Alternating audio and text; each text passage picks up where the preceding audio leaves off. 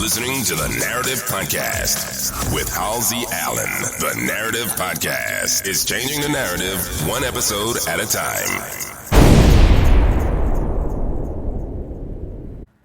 Hey everybody, happy weekend. You're now tuned in to the Narrative Podcast. The Narrative Podcast is the home of original people peace, original people reciprocity, and original people positivity. The Narrative Podcast promotes positive reinforcement of original people and original people culture. The Narrative Podcast provides positive frames of reference about original people and original people culture. Welcome to the Narrative Podcast. I am your host, Halsey Allen. Welcome all my narrators. So, yep. Chilling, man. Doing good, feeling good. Friday night, and the mood is right. Saturday, pardon me. I said Friday. I really don't do weekday uploads on Friday, so that was kind of a first. But, yeah, welcome to the Narrative Podcast. We in full swing. August is almost out of here. We're gearing up for September. It's action statements. Everything's up. You could be anywhere in the world, but you're here with me, chilling on the Narrative Podcast. All right. So now that I've gotten interpersonal with you, I'm going to get this thing started. For those unfamiliar with me and my platform, what I tend to do before diving into the content is give a brief overview of the content, everything you should know about the Narrative Podcast before diving into the content that I'll be presenting to you this evening.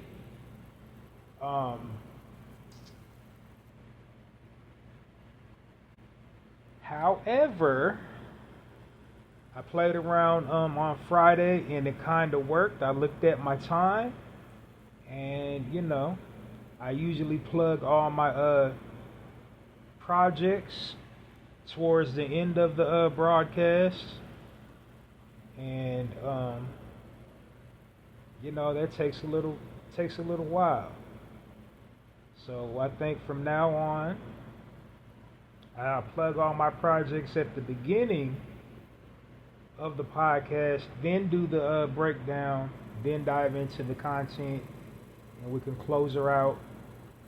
So moving forward, that's what I do from now on in. I'm going to plug all my projects, then give you a brief overview of the Narrative Podcast, and then dive into the content. And the reason why I do a brief overview is just to, familiarize the listening audience with my platform, to bring them up to speed about, what they're in store to listen to. So, let's get into it. The first thing I want to plug is the Narrative Podcast itself. So to stay current with the most recent episodes of the Narrative Podcast, you want to follow me on YouTube and Twitter. I'm Halsey Allen on YouTube, and I Stay Good at Halsey Allen on Twitter, or X as it's now called. So follow me on either of those two mediums, and you'll be informed on the latest episodes of the Narrative Podcast. And the way you can support the platform is to click the download button. You want to click the download button every time you see the Narrative Podcast link anywhere on any digital platform. But like I said, you want to follow me on those two, because this platform that I'm broadcasting on automatically uploads to YouTube and X as soon as I'm done broadcasting. So you will get the automatic notification of the latest installment of the Narrative Podcast. So for my YouTube channel, everybody should know about YouTube, but in case you don't, to help a platform on YouTube, you want to subscribe to the person's channel. So you would subscribe to my channel and then click on the notification bell and then click notification all, and you will be informed. You'll get a notification message every time a new episode of the Narrative Podcast is uploaded. Okay? Alright? Okay. Now for X, I don't really know if X sends out notifications, but you want to follow me on X and click on the Narrative Podcast link on X, and then here's what I want you to do when you're following me on X. This is how you can support the platform. When you click on my link on X, you will see all these options that I'm finna say. You're going to see the download button. It's a downward arrow, an arrow pointing downward. You want to click on that. And that's how you download an episode. And then next to that arrow, you're going to see a little heart. That's the like button. Click on the like button. Why do I feel like I'm in an episode of Dora the Explorer? Do you see the like button? Click on the like button. But anyway, click on the like button. And then next to the like button, you should see a little box. That's the comment box. Leave me a comment. And then next to that is the infamous share button. You can click on that to share it. Share the latest episode of the Narrative Podcast to any platform that you want to, whatever platform that you desire to share. The episode 2, you're more than welcome to do that. I would just say people who have visual platforms such as like YouTube and TikTok and Instagram Live, you probably would want to just give a brother a shout out on those visual mediums for the Narrative Podcast. Other than that, download button, like button, comment, and share this episode and all previously recorded episodes of the Narrative Podcast. And follow me on YouTube and X to be notified about the newest episode of the Narrative Podcast. The next thing I want to plug is a book of poetry that I've written. It's titled The Black Card. The Black Card is a 30-page book of poetry that is an all-encompassing, reflective look about us as a people. It gives insight into our culture and everything we've experienced as a people and everything that we're currently going through as a people. To purchase this book, simply go over to poetizer.com. Poetizer.com has a virtual online bookstore for the members of that community. Everybody who is currently a member of Poetizer.com has the option to share their work and use the Poetizer.com self-publishing software to generate a book. And that's what I did. So to purchase my book called The Black Card, go on over to poetizer.com, go inside their virtual online bookstore, look for my title, The Black Card. If you're unfamiliar with poetizer.com, Poetizer is just basically a social media platform for writers, people that enjoy writing at the hobbyist level. And it's open to all genres of writing, everything from novel writing to short story writing to essay writing, even journal writing and open pen letters in journal writing is welcome in that community. So it just like it's a community of writers. They have different little rooms. So like, the like short story room, where the writing prompt, write a short story about XYZ. And then also, for the novel writing, write your best novel. They'll give you the prompt. Here's your main characters, and write this story, and like write a story, 4 or 5 chapters long, And then for the poetry, they have a little room for poetry, and the prompt would be write, a poem about whatever. They have little contests on that site, is what I'm saying. And, so everybody has fun in that community. And then they also have a blog feature. You can just blog, do a freestyle writing of whatever you choose to write about. But then they also now have added a self-publishing, some self-publishing options. So you can write a book, edit said book, market your book, and just like, it comes equipped with all the features of, any other self-publishing platforms, such as like Amazon and Kindle. Everything you will find over on Amazon or Kindle or any other self-publishing site, you'll find on poetizer.com for a fraction of the cost. So that's what poetizer.com is. It's just a social media platform for writers at the novice level. But it's also a good tool for people that have released, professional work, but choose to, again, save money by doing their self-publishing on that site. But now that you know what poetizer.com is, go on over to poetizer.com and purchase my book, The Black Card.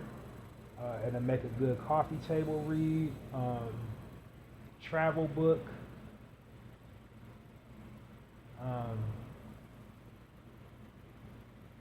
relaxation book. It's a good book to read.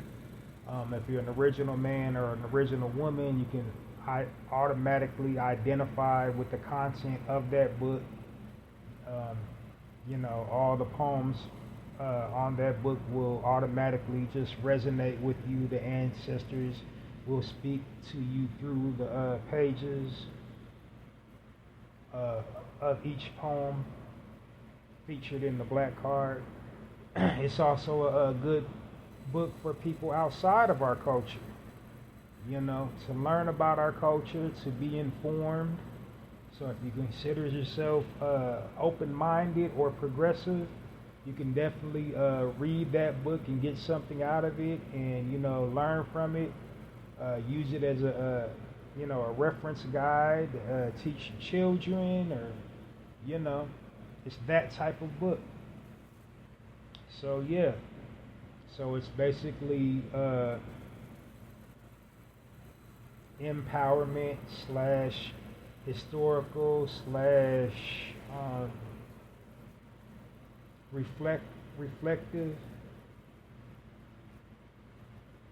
/ day in the life of / survival guide. So go check that out today. Poetizer.com, virtual online bookstore, The Black Card. Purchase The Black Card today or get your Black Card revoked. And then the last project that I want to plug before diving into the synopsis of the Narrator podcast is my personal poetry blog on blogger.com. It's called hallziespoetrycorner. And what that is just a collection of a collection of personal poems that I've written over the years, and they're just the unique thing about them is that they're so versatile. They're ranging from all topics, any topic you can think of. I got a poem to capture that, and so like it's versatile. It's for anybody to enjoy. I do have a few pieces that are just for our community, the original people community, but like I said, pretty much anybody can relate to a poem featured on Hallzies Poetry Corner. They can either find a piece of themselves or become totally immersed in a poem featured on Hallzies Poetry Corner blog. Another unique thing about the poems featured on that blog site is that they're all spontaneously written, and it's weird because they're so detailed, so specific, and so intentional. One would read one of the poems on that blog site, and automatically they would think, you spent a whole lot of time on this piece, but in reality, I really didn't. It just was really like the first thing that popped into my mind. Like, my mind, I guarantee you, was a complete blank when I wrote each poem. I wasn't going through any type of emotions. It just, it literally just popped into my head, and I posted it on that blog site. So, all the poems are just, spontaneous. They're completely spontaneous. 110% relatable. You can definitely relate to them no matter what walk of life you're currently on. You're guaranteed to resonate with a portion of one of the pieces or relate completely to one of the pieces. But, go check it out on blogger.com at www.mrhallziesblogs.com. And the way you support Hallzies Poetry Corner is to, once you visit the link, www.mrhallziesblogs.com, share the link for a poem featured on Hallzies Poetry Corner across all platforms. And then also hit the heart-shaped like button, leave me a comment, and of course, well, I already said share, so hit the heart-shaped like button and then leave me a comment as well. And that's how you support Hallzies Poetry Corner. And the tagline for my poetry blog is Hallzies Poetry Corner, poetry with a passion, poetry for all occasions.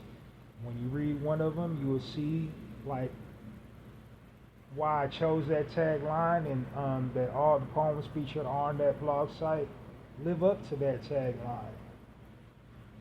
So do yourself a tremendous favor and go check out, a poem on Hallzies Poetry Corner on blogger.com at www.mrhallziesblogs.com. And so that's it, and that's all with all my projects that I would like to, promote. And now I'm going to walk you through the synopsis of the Narrator podcast before diving into the content this evening. So, let's get it started. At the top, tippy the name. I named my podcast the Narrator Podcast as I don't like the false narrative that the media weaves about original people and original people culture. So what I want to do to counter that is design a platform where I'm uplifting and edifying our people rather than tearing down and destroying our people as the media does. The media intentionally misrepresents our people and intentionally, misappropriates our images and our likenesses to push their agenda. So on the Narrator Podcast, my mission statement is just basically to, use this platform to uplift and edify our people in a positive way. Just showcase and highlight everything we're doing right as a people and encourage unity and also bring awareness to the listening audience of why it's important to responsibly use your platforms to share information about our people and our culture, and also to encourage the listening audience to responsibly utilize their platforms into sharing positive frames of reference about our people and our culture, which brings me to my epic tagline: the Narrative Podcast, changing the narrative one episode at a time by destroying negative stereotypes about original people and original people culture. How do I destroy the negative stereotypes about our people and our culture? By providing positive frames of reference about our people and our culture. Hence the title, The Narrative Podcast. That's, my mission statement: to change the narrative by providing positive frames of reference about our people and our culture. So, quick disclaimer, it's not the goal of the Narrative Podcast to enlighten, inform, educate people outside of our culture. Not seeking validation from people outside of our culture. This platform solely exists to tell the accurate story of our people. And what is the accurate story of our people? Kings and queens, gods and goddesses of the universe. That's how we should be depicted in all forms of media. Now, which brings me to the next point. On this platform, I refer to the target listening audience as my narrators. I call the target listening audience my narrators, basically to acknowledge the times that we're currently living in. We're living in the digital information age. We collect and share data online. We interact with each other online. We communicate with each other online. But while we're accessing all this information, we circulate it by having some sort of digital page, some sort of digital media. So whatever, like most digital outlets has a bio section, and then the proprietor of that digital space, they enter, whatever information about themselves or their product they want, people who view their page to know about. So in their bio section, they'll just, give a real puffy description of what the page is about. Their hobbies, their interests, and, what they're into, and, what they believe, what they feel, what they like, what they support, what they don't like. And then they will upload content reflective of whatever they filled out in the bio section. And the content is, the best version of whichever in that bio section. So what I'm saying is people are telling or narrating their own stories. They're telling you, what they want you to know about them or their product, if it's a business, and they're uploading the best possible examples of whatever they say their page is about. So if you're online to socialize, say, hey, I like to meet people, I like to hang out, I like to converse, and you're going to upload content to show people how cool you are, like how down to earth and easy it is to talk to you, how accessible you are, and why they should want to interact with you. You upload examples of why that is. Or say you're a sports buff, you're into sports. You're going to upload content reflective of that.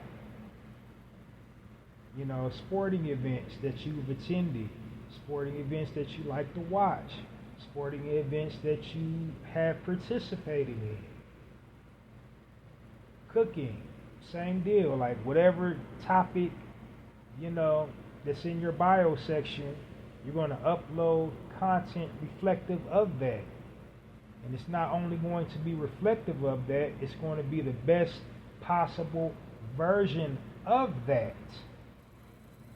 So what I'm saying is, the reason why I refer to our people, my listeners that listen to my content as my narrators, I'm basically, this is a call to arms. I want us as a people to tell or narrate our own stories. And the reason why is because if history hasn't taught us anything, it's taught us this. If you don't tell your own story will be told for you. And the current story of our people, original people, is being told for us by the media. And who runs the media? The powers that it shouldn't be. The higher echelon, the elite society. They run the media, and the media puts out whatever imagery that they say, to put out. And what they have elected, the type of imagery, the type of content to put out when it comes to our people, is content that is degenerate, content that is violent, content that is ignorant, content that is low life, content that is just savage, content that is just buffoonish,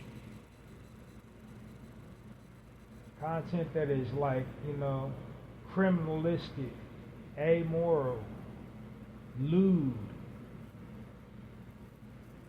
So that's why, it's up to all of us to responsibly utilize our platforms to tell our stories. And the stories we should be telling about ourselves are stories that are indicative to our true natures. And our true natures are kings and queens, gods and goddesses of the universe. Like, we don't have to be perfect, but we should be functional. They portray us as dysfunctional people. They have us normalizing things that should not be normal. Like, we shouldn't be glorifying gun violence. We shouldn't be normalizing gun violence. We shouldn't be normalizing committing crimes against one another. We shouldn't be normalizing unaliving each other. We shouldn't be normalizing getting into physical altercations with one another. We shouldn't normalize being broke, being disenfranchised. And we we've been programmed and conditioned to normalize things that are not normal. So that's what I'm saying, all that to say, as a narrator, we're reclaiming our power by telling our stories the way they're supposed to be told. So while we cannot control how people outside of our culture view us as, interact with us, react to us, we can control what type of imagery and content that we are putting out. We can't control how they perceive us. We're depicted negatively in all forms of media by the powers that be.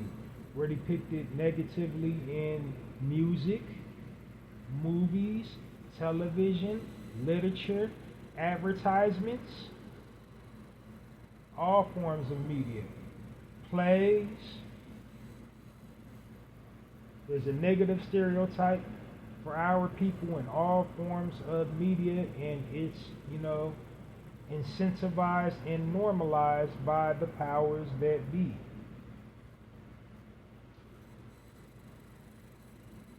Now, bringing me to my next point, the Narrative Podcast is a safe space for our people. It's a positive space. It's a a networking place. It's a place of community. It's a place of pride. It's a place of excellence. Again, it's a safe place because we're constantly being attacked, on all fronts by the media. It's a place where you can feel good about yourself, where you're guaranteed to hear something positive, something uplifting, something motivational, something inspiring. Because we're constantly being bombarded with negativity all day, every single day. We're constantly being shown us engaged in criminal activity. We're constantly being shown us engaging in some form of violence against each other or just regular civilians. We're constantly being shown that, we are just hard to get along with. We are a lost people. We're easily corrupted. We're not, mindful. We're not diligent. We're lazy. We're unintelligent, uninspired, uncultured, unrefined. That's what the media constantly, broadcast about us. Here, it's the complete opposite of that. It's a safe space, something you can feel good about, something empowering, impactful, and uplifting. That's the type of content I provide here on the Narrative Podcast. I don't engage in any gossip, slander, negativity of any sort, of any kind on my platform. It's only to uplift and edify our people. That's what the purpose of the Narrative Podcast is. This is a safe space for our people, original people. I don't encourage, promote, or endorse gossip and slander. I think gossip and slander is what's destroying us as a people. As a matter of fact, I know that's what's destroying us as a people. All these faceless corporations, they make money hand over fist from us being at odds with one another online and attacking each other and airing out our dirty laundry and taking cheap shots at each other. Like there's literally $1 trillion a year business to, catch us in rare form. So the Narrative Podcast is not that. It's here to uplift, edify, promote positivity, and promote unity within our community.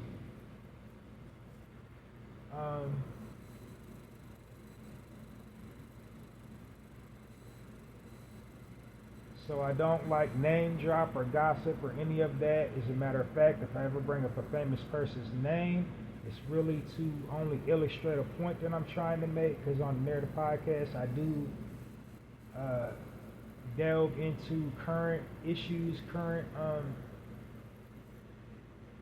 current news, whether it's, global, nationally, or something just coming out of our community that has the spotlight on it for some odd reason.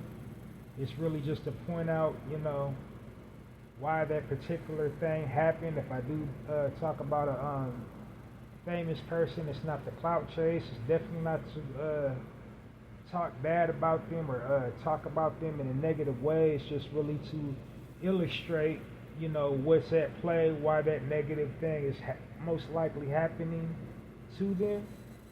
And you can almost trace it back 99% of the time to systemic programming and conditioning and psychological,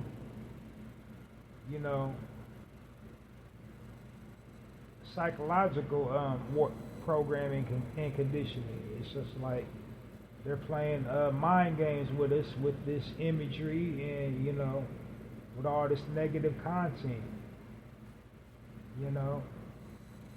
and then that kind of just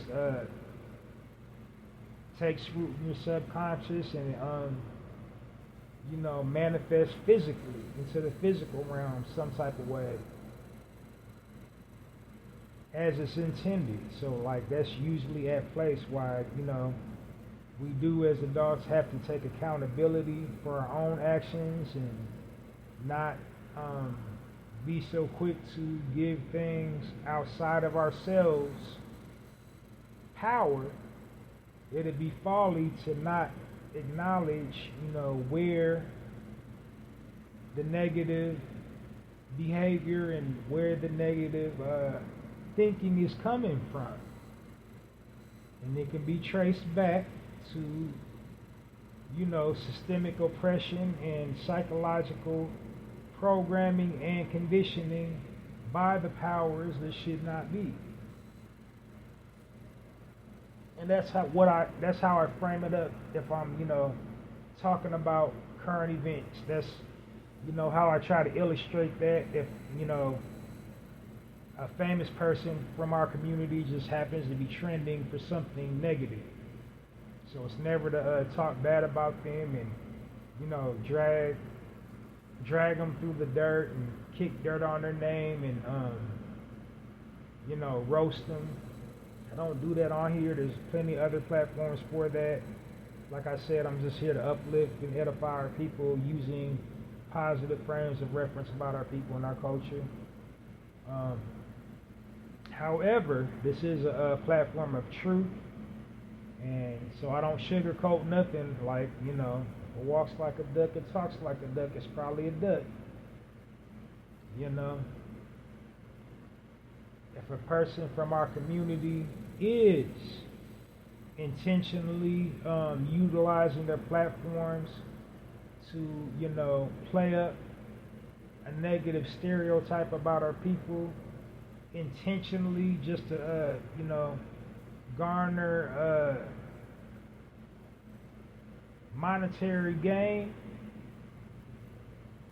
check the bag, for making us all look like a fool, I will call said individual out on that. Other than that, this is a chill space. I mind my business and I mind the business that's paying me, which is to stay positive and encourage the listening audience to stay positive as well. So that's it, and that's all about, the vibe here on the Narrator Podcast, which will bring me to my next point.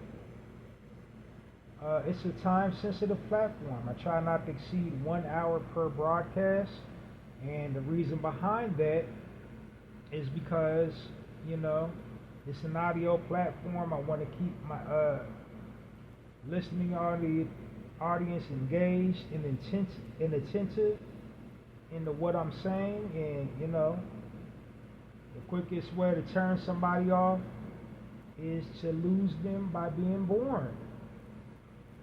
So if I'm like, just rambling and ranting without an actual point,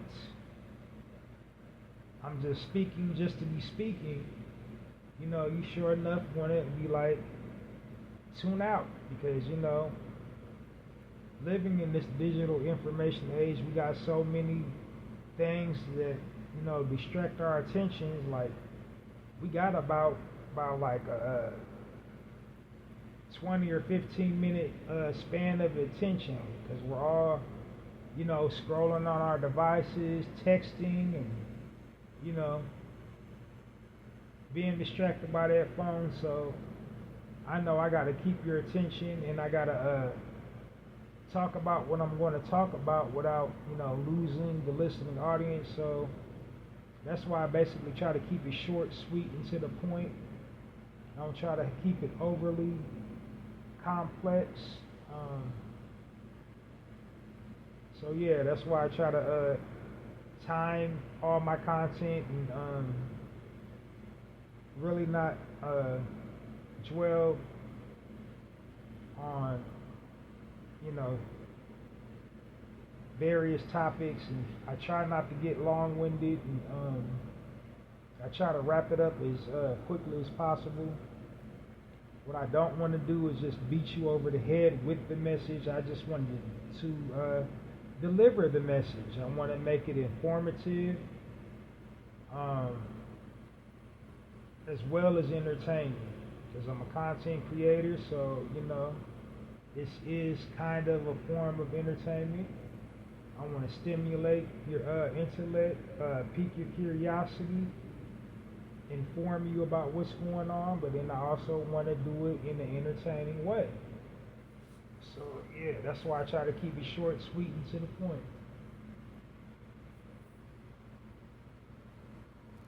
And then last but not least, I refer to our people as original people on this platform. So anytime I'm saying original people, original man or original woman, I'm referring to our people, black people, Negro, anybody possessing the Negroid gene. That's who I'm talking about. Those descending from Africa.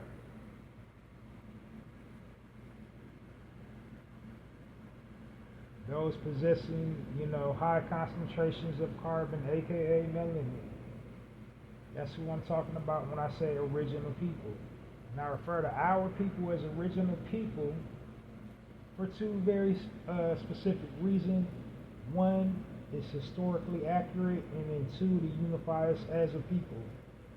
So like on the historical accurate side of it, we were and are the original beings of inhabitants of this physical domain. We was here thousands of years before every single race, religion, culture, ethnicity, whatever you want to say. We was here first. Not only was we here first, we also created everything first. We created religion. We created spirituality. We were the original inventors, the original architects, the original builders. We was the original, agriculturists. We was the original horticulturists. We was the original chemists. We were the original doctors. We was the original healers. We was the original mathematicians. We was the original scientists.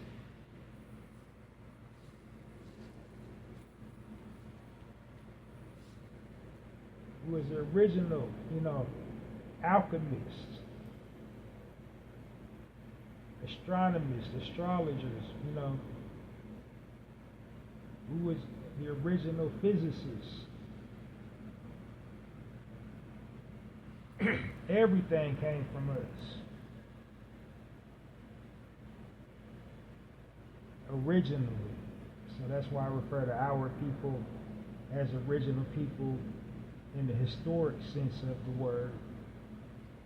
And then one quick thing I want to point out about a false narrative that keeps on getting, perpetuated about our people is the significance of slavery as it pertains to our people. Meaning, people that don't look like us has gone out of their way to try to make slavery, a time when we were a slave, be the most quintessential part of our essence, trying to make slavery to be the most impactful part of our lineage, when that was just so minute. As I said, we was here first. We had a whole identity before chattel slavery. We had a whole identity before the diaspora. We had a whole identity before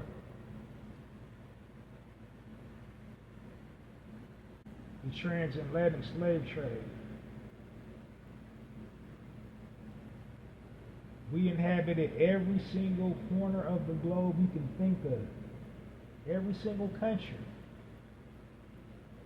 We were there first. We was the original of any culture you can think of. We was the original, you know, variants of that. We was the original Italians. We was the original Russians. We was the original, Australians. We inhabited the whole, continent of Asia, all the islands, all the deserts.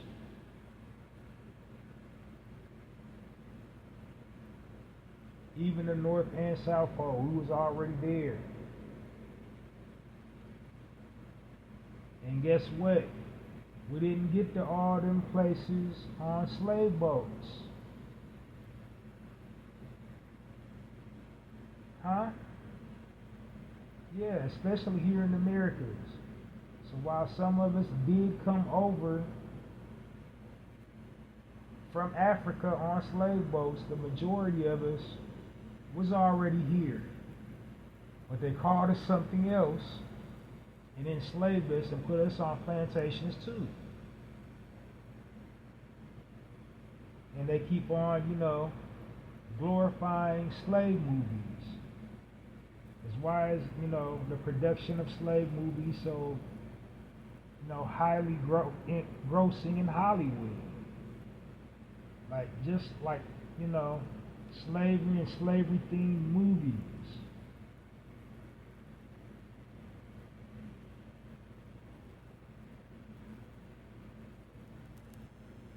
They want us to keep on remembering that part of our history where we couldn't, defend ourselves and fight back, and we had to just stay and, take it. They want to keep on trying to perpetuate that in our head, but they want to omit the part where we were masters of everything we surveyed, and we weren't cruel rulers. We was omnipotent rulers. Every corner of the globe we ever touched on, all we bought was enlightenment. We taught people how to survive. We never forced our will on nobody. We never created unjust laws in societies.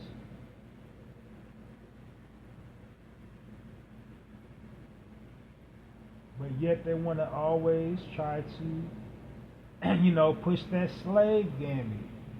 It's a form of trauma and fear conditioning. And they do it so super slick, and we don't even, we act like we don't got the knowledge to peep game. Like we don't want to question the information that they're trying to feed us. They be having guided tours of slave quarters, and here's where the slaves came in off the boat from Africa, and here's this, and and the numbers just ain't adding up. No logs, no pictures, no historical documents supporting it. This is just some people saying some stuff, and we believe in it. When in reality, all through slavery, there was an uprising. Every period, every time period that slavery existed, there was an uprising. There was accounts of us getting away, overthrowing the overseers, and exacting our revenge. But, the way they corrupt history, they will try to paint us as docile and fearful and afraid to, fight for our freedom. So that's why they keep on, trying to make slavery the most impactful part of our existence. Why is there's over 50 slave movies? How many movies are there about the Holocaust? There's one. How many movies about, Hiroshima? One.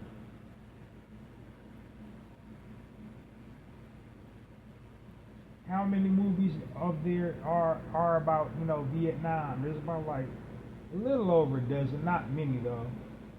How many movies,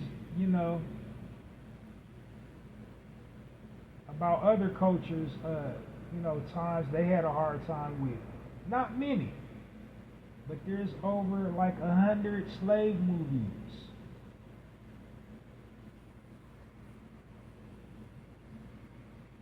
There's like over 100 civil rights movies.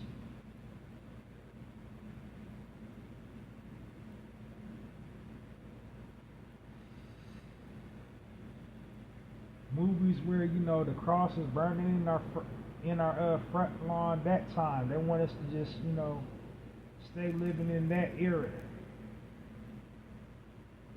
So like, not saying slavery didn't happen and it wasn't real, but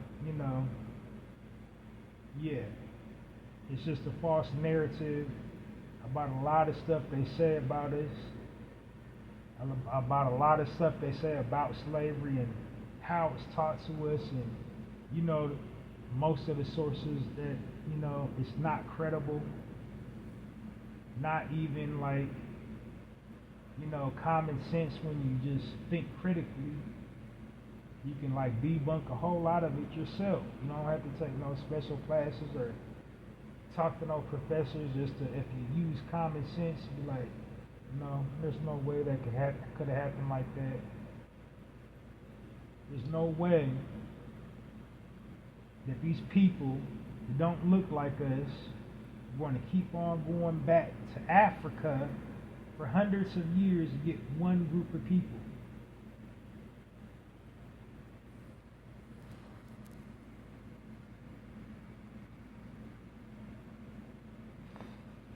But anyway, that's all I want to point out about the inaccuracy of slavery and this false narrative that keeps on getting pushed on us about slavery.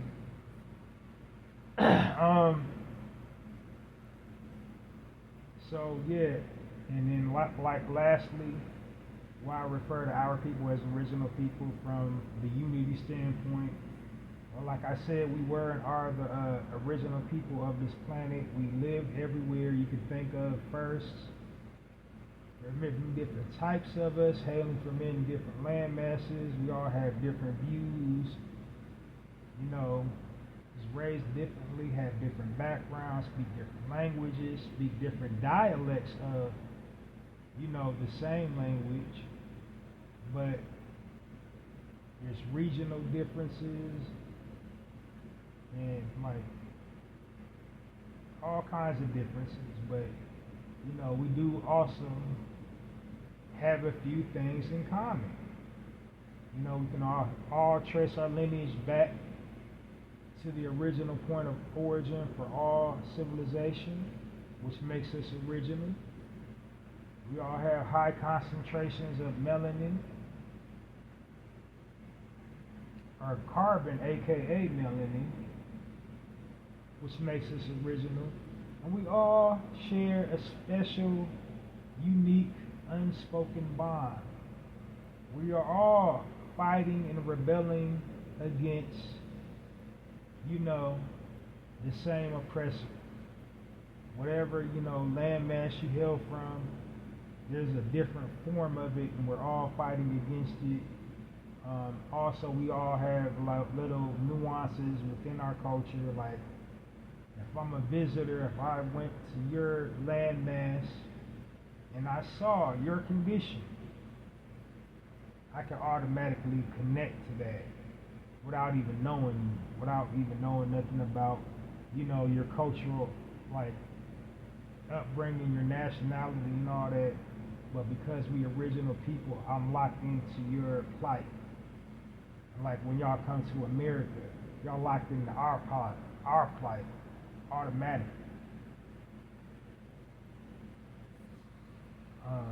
Because like, we as a people, we're the only ones that make differences as a people. You know, we the only ones that single each other out. Because people outside of our culture, they look at us and you know what they say? A black guy. Yeah, that black guy. We're all black, no matter where we come from, no matter what language we speak, we black. To everybody else outside of our culture. So to unify us as a people, you know, we should refer to us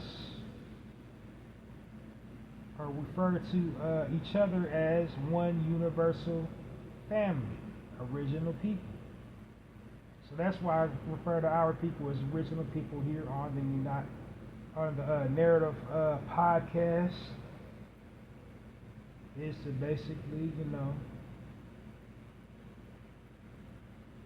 to be historically accurate and to unify us as a people.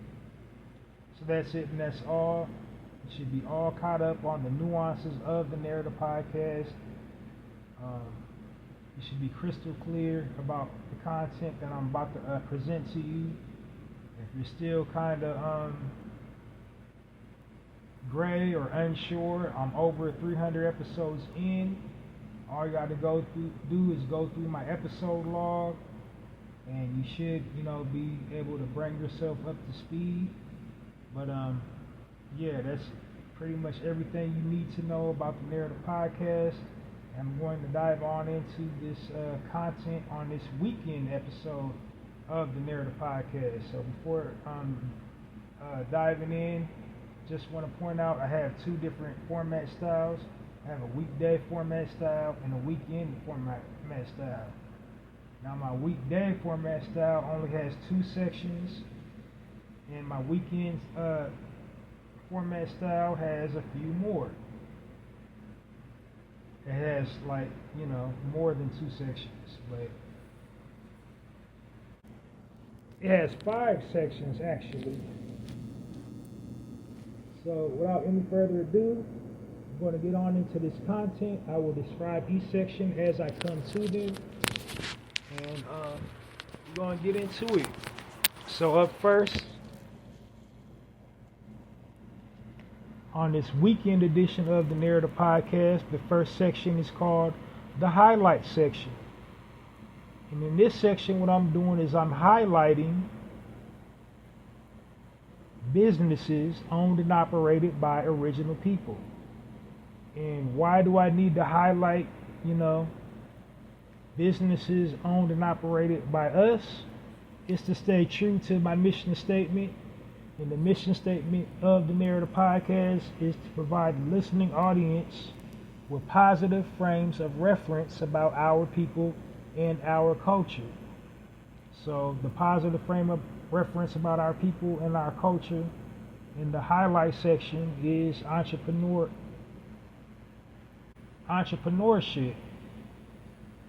And the reason why I feel we need to, you know, have more frames of reference when it comes to being a business owner is because we have so very few frames of reference about, you know, ownership. The very few frames of reference that we have about ownership that we see on a regular basis comes to us in the form of scripted reality television shows. And our images and our likenesses are corrupted by the producers of that show. And the producers of the show where those types of shows, you know, they're just trying to get ratings. You know, they want to sell sex, they want to sell violence, they want to just have people, you know, locked in their seats viewing degeneracy to get the ratings.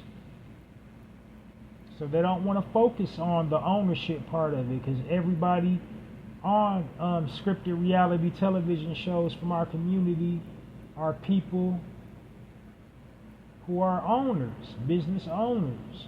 You know, there are brand ambassadors, like if they're a recording artist or if they're an actor or actress or a comedian and they're on a scripted reality television show, that's a brand, that's a business. They all have offices. They all employ other people. They have like, 3 or 4 or 5 different businesses under their brand umbrella. They send people's, their staffs, people in their staff that has children. Their salary is sending their children to school. They're putting food on other people's table, literally, not metaphorically. They're somebody's bread and butter. They're giving back to the community. They're usually they came from nothing and now they're earning like 5 to 6 figures or better. But we don't see that on television. All we see is them engaging in violence, them engaging in lewd, degenerate activities, having sex on camera, doing illegal substances on camera, or being drunk and belligerent, or just acting a damn fool, cooning and buffooning. That's what we see on these scripted reality television shows. So the purpose of the highlight section here on the Narrator Podcast is just to kind of sidestep that process and walk you through an entrepreneur's journey, walk you through a business owner's journey without all the violence, without all the ratchetness. Tell you a little bit about who that individual is that started that business. If I have the information available, what town and city they grew up in, what school they attended, how they came up with their idea, what their company is about, what their company is doing for the community. Like, I give you a whole experience in the highlight section. So how I select the businesses to highlight in the highlight section. So number one, the qualifying factor is, of course, they're owned and operated by original people. They're engaged in some type of philanthropy, meaning they give back to the community. They either, have their own nonprofit organization, or they pay into a nonprofit organization.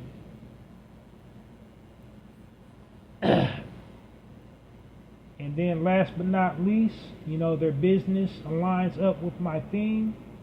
And my current theme is, nationally recognized holidays. So all the businesses that I will be highlighting today in the highlight section of the Narrator Podcast are businesses that coincide with the national holiday. And today's national holiday is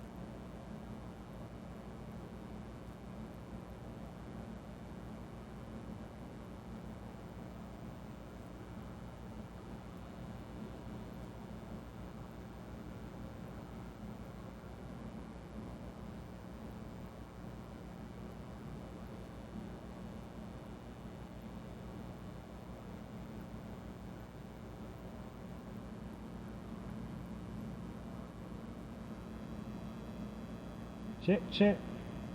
1, 2. Sorry I took that super long pause. My notes got a little rustled. So, paninis were nationally recognized in 2008 by Sargento Foods. And Sargento Foods are, the ones behind the cheese. So the cheese company founded National Panini Month. So all the month of August is Panini Month. But anyway, on to the highlight section here. On this weekend edition of the Narrative Podcast, I'm gonna be highlighting original people owned and operated businesses that sell paninis. Now, a quick disclaimer that I want to make upon covering, these businesses this week. Now, typically, on the highlight section, like I said, I like to try to walk you through an entrepreneur's journey and tell you as much about the individual that started the business as possible when the information is available, such as their name, first and last name, what state they were born in, what school they went to, their degree of training, how they came up with the idea, their beta test, their first beta test, how they got the funding for the business, what the significance of the name is behind it. I like to try to give you the whole experience of their journey, but sometimes, the information just isn't readily available. So this week is just one of those times I couldn't find, all those intricate details that I try to provide the listening audience with. Sometimes it's just not readily available and I can't do anything about it. So I'm going to just give you what I got. It's kind of why I called the highlight section anyway, because I'm just really giving you the highlights of their how they started their business. But anyway, first business up on the highlight section of the Narrative Podcast is called the Smoothie Express, and it was founded by a sister by the name of Lisa Smith and a brother named Romello Smith.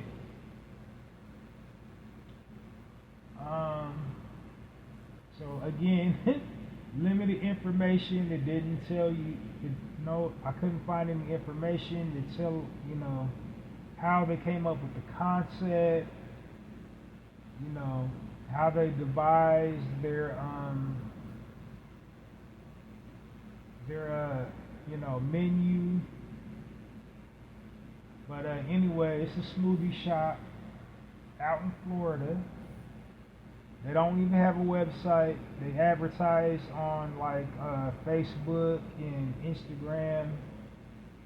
So go to Facebook or Instagram, type in smoothie shop, and you should see pictures of the owners. You should see a picture of Lisa. You should see a picture of Romello, pardon me. I believe Romello has a LinkedIn page. And that's really kind of it. On both of their pages, they really just have testimonials of their products. And the product they sell, of course, is in the name, smoothies. They also sell bowls, nutrition bowls, like quinoa, fresh fruit. And then, of course, the panini sandwiches. And then bagels and pastries and stuff like that. Really healthy versions. They don't have anything really fatty or greasy. Everything's super fresh, super healthy. So go check that out. The Smoothie Express. Join me in giving Lisa Smith and Romello Smith a warm narrative podcast round of applause. Pardon me, I forgot to tell you the physical address, so the next time you find yourself in Florida, go look them up at 11020 Pembroke Road over on Miramar in Florida. And the telephone number is 954-391-9261. And the name of the place again is called the Smoothie Express.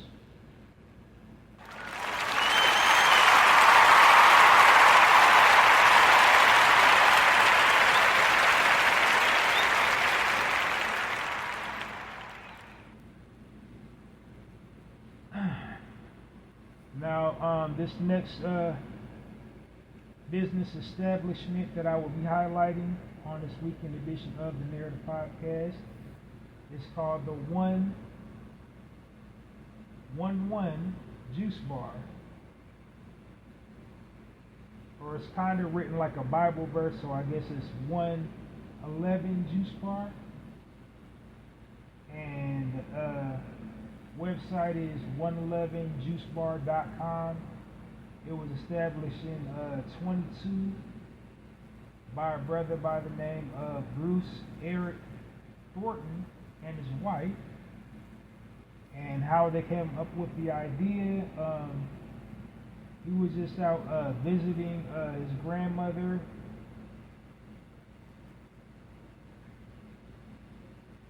in Boston, and then he was kind of just, out looking for some food. He visits, he don't live there, so he don't know what's good to eat, and he just kind of stumbled on a juice bar called Juice It Up, and he fell in love immediately with that concept. As the juice bar he visited was kind of like, they was trying to create an ambient, they was trying to create a vibe. So he walked in there, and on the whole vibe, they had live music, they had some really nice decor, and nice people, nice atmosphere. And so after he left, he got the calling. He went to open up his own juice bar. He told his wife, and then she was immediately on board.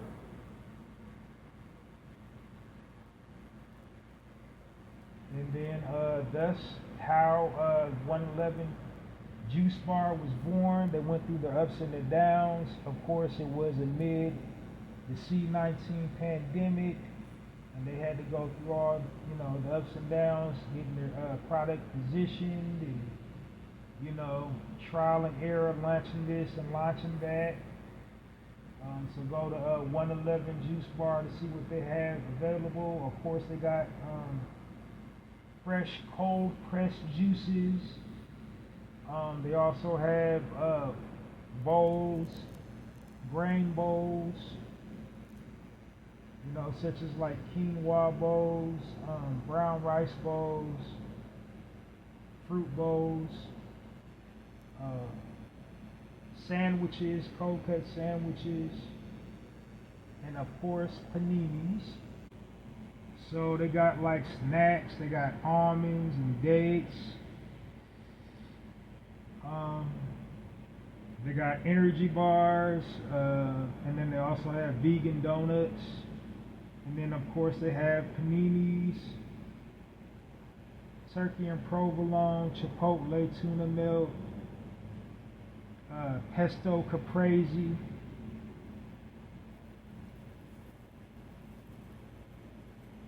smoothie bowls, acai bowls, yogurt bowls. So, the next time you're in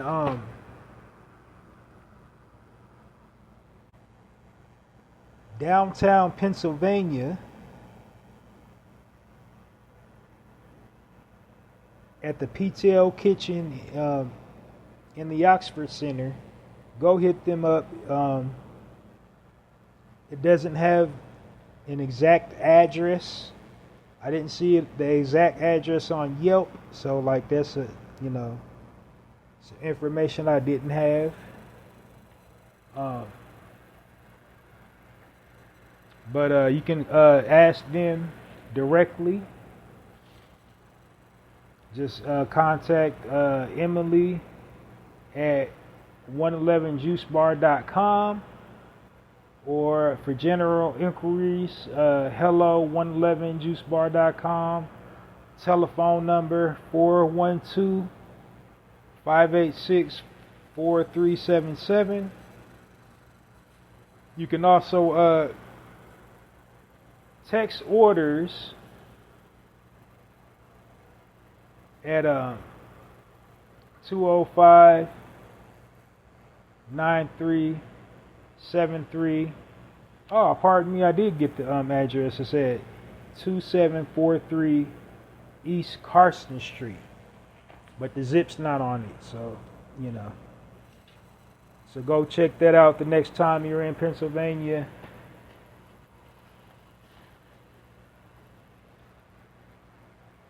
.111 Juice Bar.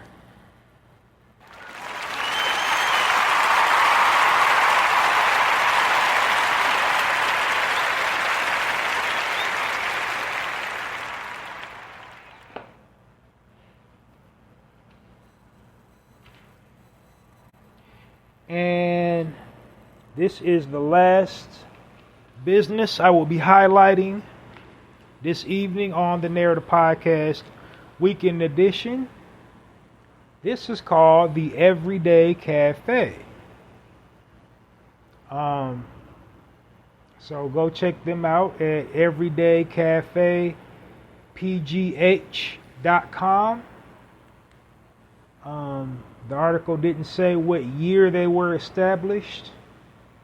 It is located in Pittsburgh, Pennsylvania. The Everyday Cafe is actually an initiative. It's kind of a non-profit initiative by the Christian congregation at Bible Center Church. The Everyday Cafe is a social enterprise of the Oasis Project. And that's a community outreach and economic development division of the Bible Center Church. And their Oasis project focuses on 4 pillars of excellence, which is economic advancement, opportunity, education, employment, and entrepreneurship. So they're teaching life skills at this particular place. They don't have a lot of food, so it was just like I guess the concept, reading in between the lines, I don't know if you all what faith my listeners are, but I grew up in a Christian church, and like pretty much there was a time like right before service starts where all the members would get around and they would have coffee and refreshments before the service, and then like probably like Sunday school, and then it would go the afternoon service, coffee and refreshments for the afternoon service. So I think that's where that concept came from.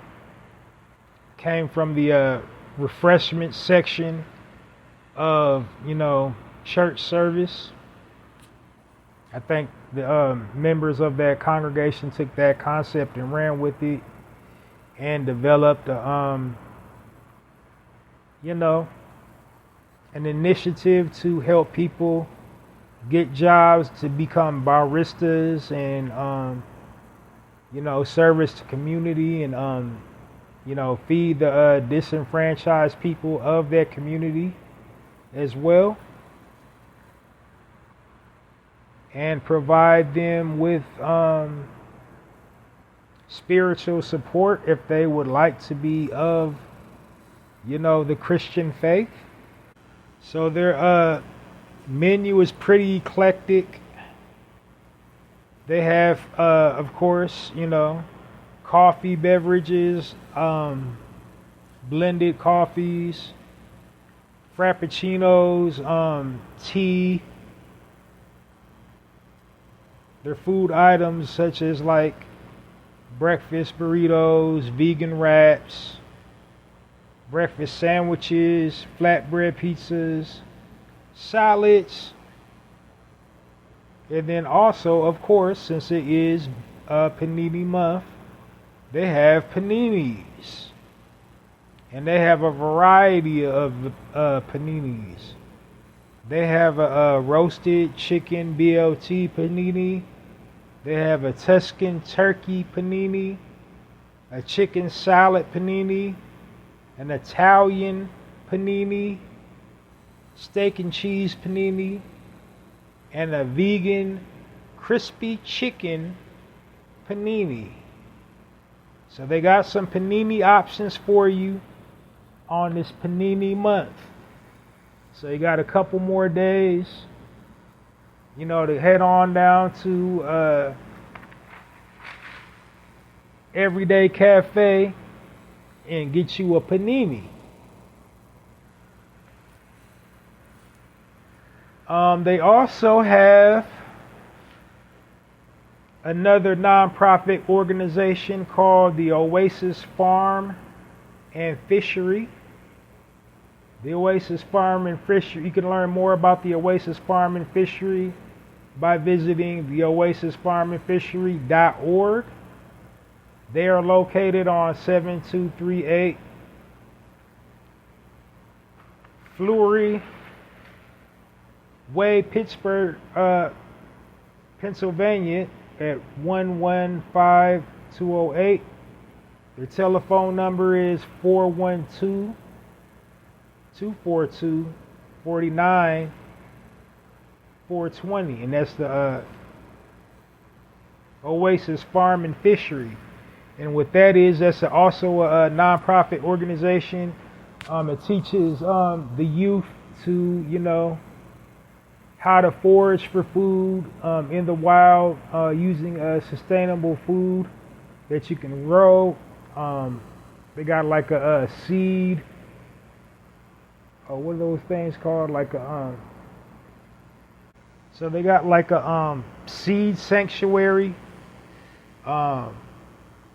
They're learning about agriculture, the nutrient needs of plants. They also have a aquaponic urban farming sanctuary.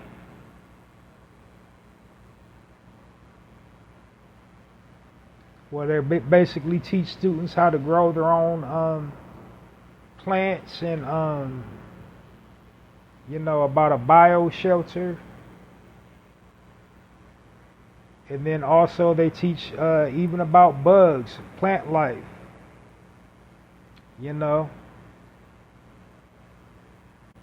So that's definitely a good nonprofit organization. They also teach about stormwater management. And that's pretty much an offshoot of the Everyday Cafe. That's another one of their nonprofit organizations. So again, check them out the next time you're in Pennsylvania. The Everyday Cafe at 532 North Homewood Avenue, Pittsburgh, Pennsylvania 15208. They're open Monday through Saturday, 7 a.m. to 4 p.m. And then since this is a a church nonprofit organization. Of course, they're closed on Sundays, like Chick-fil-A. And then you can call them directly to inquire more about it at 412-727-2169, or you can hit them up in the email for information about it at info@everydaycafepgh.com. So that's it, and that's all with the highlight section this week on the Narrative Podcast. Round of applause. Let's give a warm Narrative Podcast round of applause to the Everyday Cafe, started by the congregation at the Bible Center Church in Pittsburgh, Pennsylvania.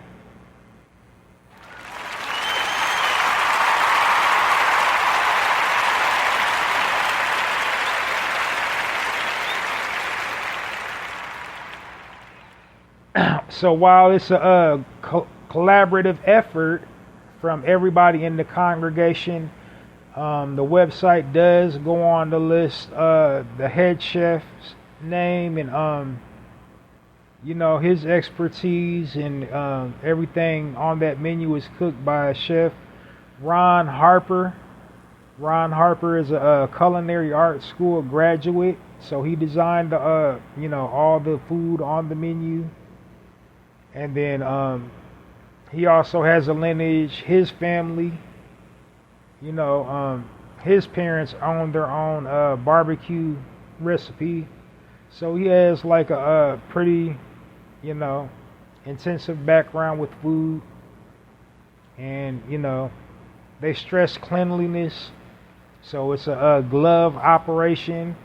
Everybody puts on gloves. They wipe down. They make sure all the surface areas are sanitized at all times. So you're going to be eating in a real clean environment. I guess cleanliness is, as they say, is next to godliness. They take that to heart. So go check them out, the Everyday Cafe in Pittsburgh, Pennsylvania.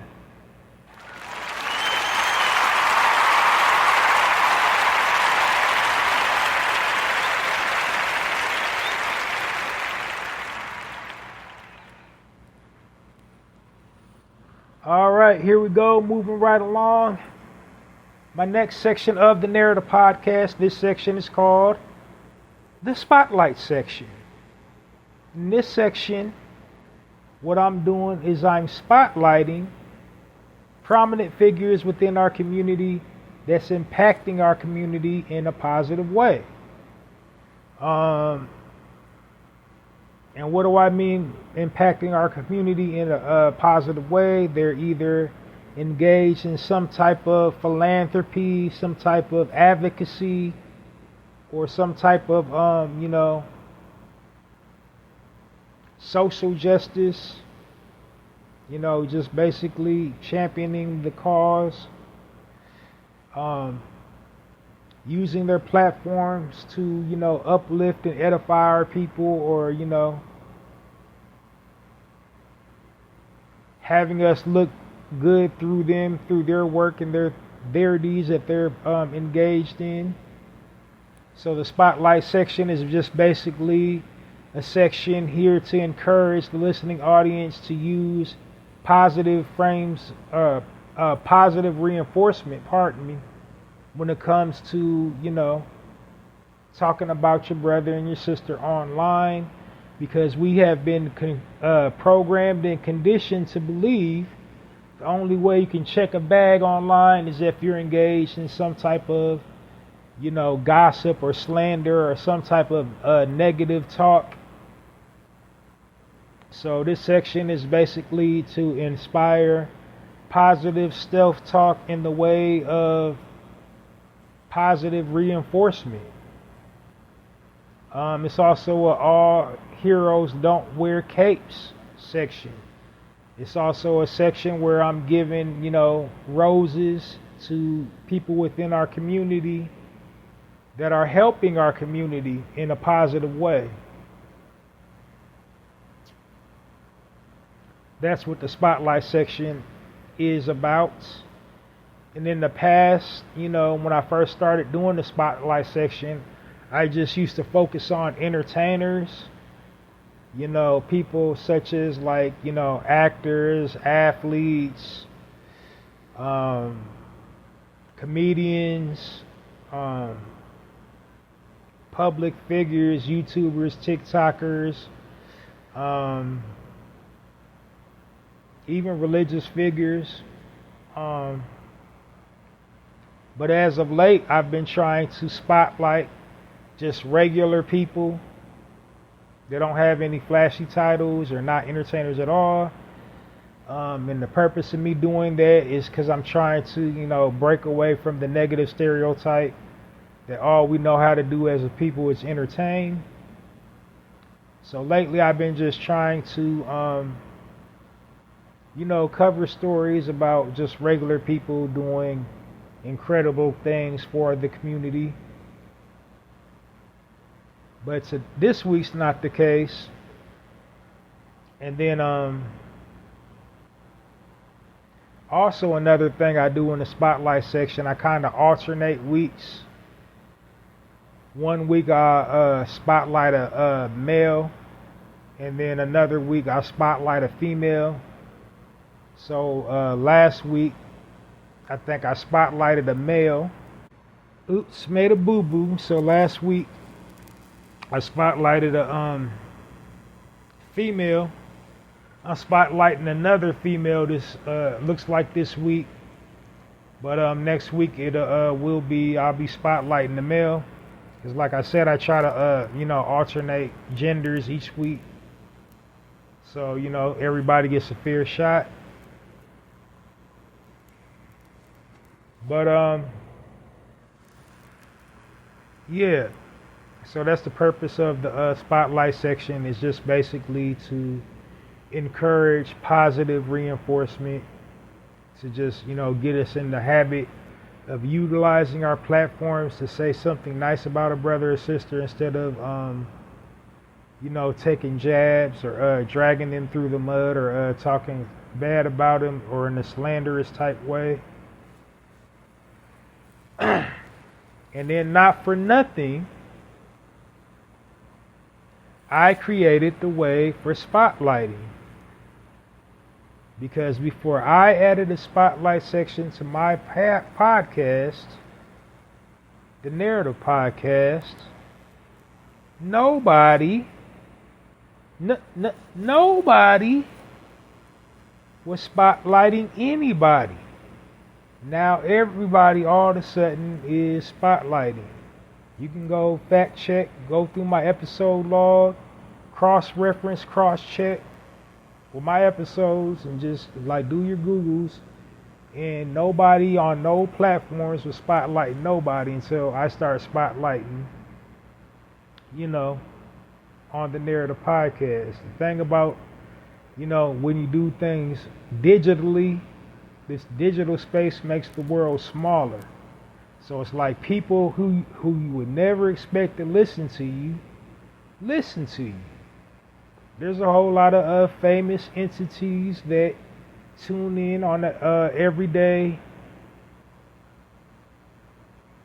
type basis, or at least one time a week, tune into my content. And I know they do because they incorporate my content into their content. They not only say the things that I say on my platform, they say it the way I say it, They say it how I say it, not just what I say. They say exactly how I say it. So, I'm changing the narrative in that respect. I'm garnering that respect, and I'm getting people in high up places within our community tuning into my modest little audio podcast. I don't even have guests, but I got people tuning in on a regular basis to check out the latest episode of the Narrator podcast. So I'm changing the narrative. As they say, imitation is the best form of flattery. Consider me flattered. I'm flattered to know that I created a trend for us and our community to, utilize our platforms to say something nice about a brother or sister instead of something damaging about a brother or sister. So yeah, you're welcome. Halsey Allen on the Narrator podcast created the way for spotlighting. Appreciate you. Appreciate everybody. All the famous people that tune in. I love y'all too. Not here for recognition. If it was a money thing, I would have been quit a long time ago if I was just solely in it for the money, because, it's pretty modest pickings what I get, but, I'm here for the greater good and to inspire positivity, and I see I'm doing that. So yeah.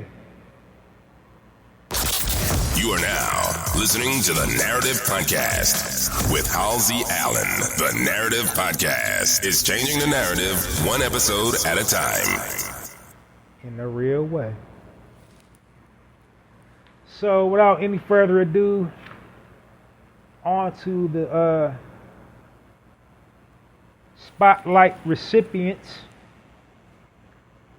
on this weekend edition of the Narrative Podcast.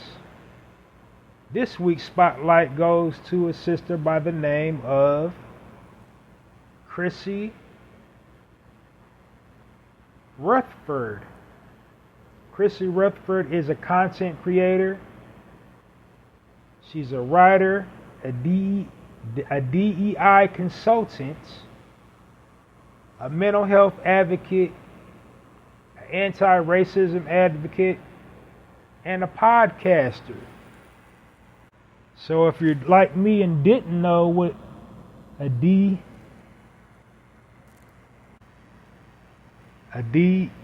consultant is, it's a person who helps organizations develop and implement strategies to promote diversity, equity, inclusion within the workplace culture.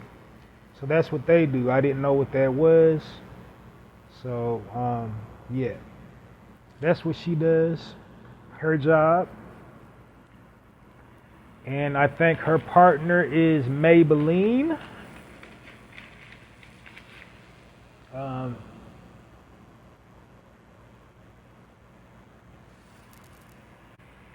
So she's pretty much viral on the internet, and believe it or not, she got her big break.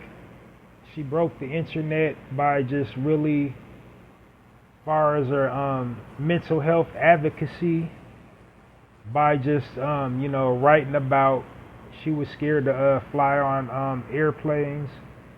She just wrote an essay about her fear of airplanes. She also that's what she does. She writes essays as well as on multiple topics. She promotes self-care, body wellness. She's a fashion guru. So, that's something within our community. Spoiler alert, I'll be talking about that in a second. That we don't really discuss enough of. That's why she's really getting the spotlight, for her extensive work in advocating for mental wellness within our community. That's just something we as a people don't really talk about a lot. We don't really talk about mental health conditions within our community. And just my personal assessment of that, the reason why we don't talk about that a lot is because I believe, we tend to use religion as a band-aid. Whether if you're a religious person, within our community, we think, you go to church or you go to the mosque and all you gotta do is pray. You don't have to do anything on your end to make sure you're good, you know. And then we've also been stigmatized behind getting help, you know, because the powers to be, like in school, you got the counselor, you open up to the counselor at school, then all of a sudden, next thing you know, boom, boom, boom, CPI is beating on your door. So we've been like ambushed by the people we vent to for, you know, to open up about our mental health. So we're a little reluctant into seeking therapy, a lot of us.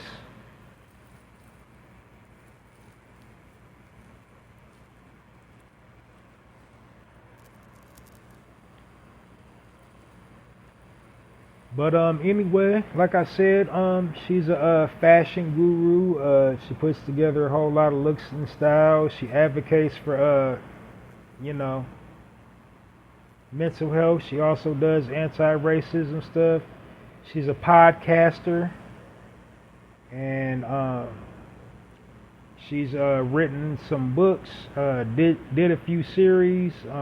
She's worked in conjunction with Maybelline to produce I'm Fine. And so, pardon me, I can't read my own handwriting sometimes. I'm fine and so are you. And if you want to know what more else she's up to, like her most recent projects, she has her own website.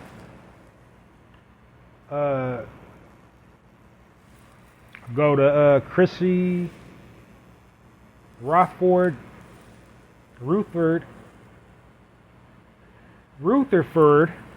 I'm just saying Rutherford, and go to ChrissyRutherford.com. I done butchered her name all up. To see her latest projects that she's involved in. Then she also has her own LinkedIn page. You can go see, you know, her everything she's done within the last 15 years she's been around in this industry. And follow her on social media. Follow her on Instagram. Follow her on TikTok. And follow her on X. Let's give a warm narrative podcast round of applause to our sister, Chrissy Rutherford.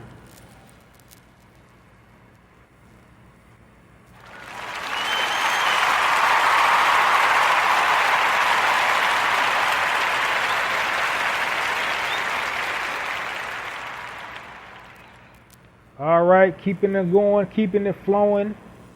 Next section here on the Narrator Podcast, this section is called the Health and Wellness section. In this section, it's self-explanatory. I'm speaking to you guys about health and or wellness, total body health and total body wellness.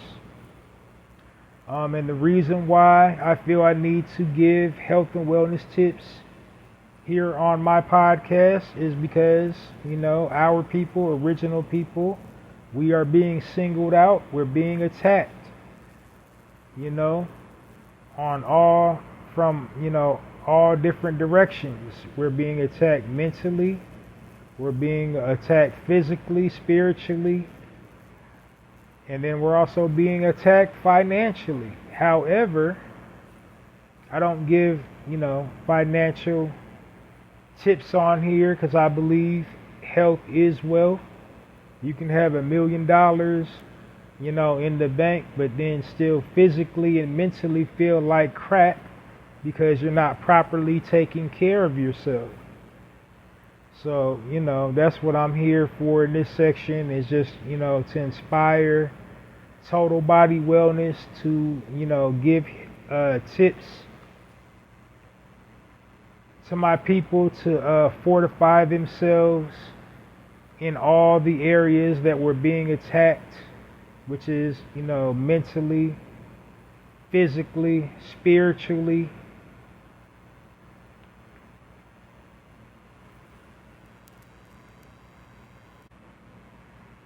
So yeah, and it's not an exaggeration. This isn't, a conspiracy theory. It's an actual fact. They're putting things, in the air, in the water, in our food, in common household products that we use every single day. Cosmetics, things we use to clean the house with, laundry, clean ourselves with, clean the house with, things that we're exposed to that, causes us, physical harm, that's, attacks our unique genetic makeup. Things that they're putting in the food, they're bioengineering in the food that is specifically designed to attack our unique genetic makeup. Then I've already said, the psychological warfare they're waging on us with the media, constantly being bombarded with negativity, constantly being trauma conditioned, constantly being fear conditioned.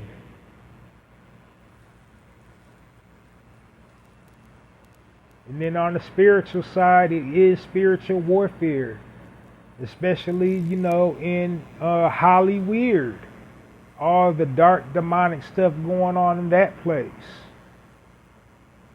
So, they're waging spiritual war against us too. So that's what I do here in this section, is just give, health and wellness tips to fortify ourselves in all the areas that we're being attacked. So the types of tips you might hear from me on the physical side, I usually tell you about the health benefits of a food source that you can use to properly fortify your body. Whether it be a piece of fruit or plant, herb, extract, elixir, a root, a vegetable that you can ingest or apply topically to increase your health, or some type of physical exercise you can do to sustain longevity. On the mental side of it, I'm giving you like mental exercises to keep you in perfect mental health. You can incorporate into your day-to-day, interactions, such as, meditation or journaling, or, identifying your emotions. On the mental side of it, relaxation techniques to de-stress, decompress. That's on the mental side of it. On the spiritual side of it, spiritual practices that help you ward off spiritual attacks. Techniques and such, types of techniques you can use to incorporate to,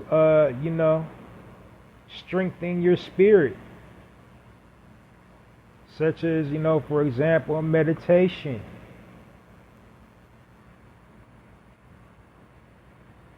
sun gazing, shadow work, and a host of other, spiritual practices you can use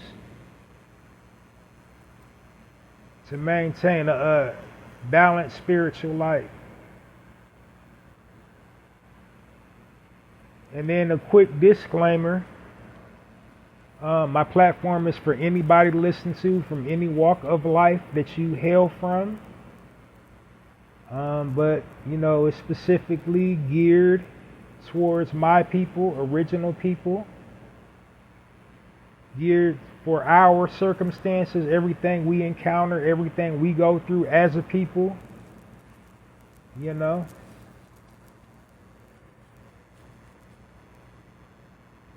Because I'm just not okay with this we are all one scenario. That's what they do, like, really quick in religion. They always say, well, we're all God's people, and we're all the same. There ain't no, we just see people and we don't see color, and that's false.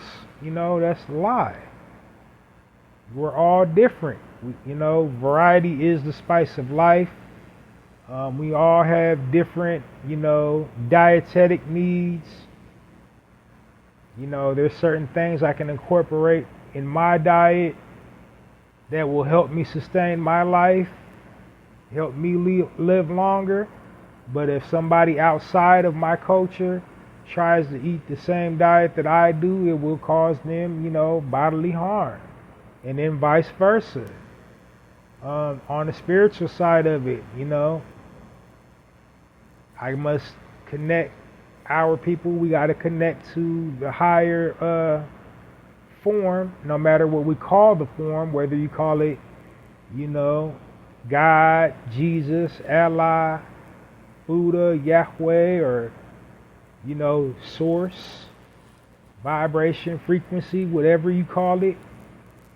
We all use different methodologies, different cultural methodologies in which to connect to the higher power. So, within our culture, we do it one way. Within other people's culture, they do it another way.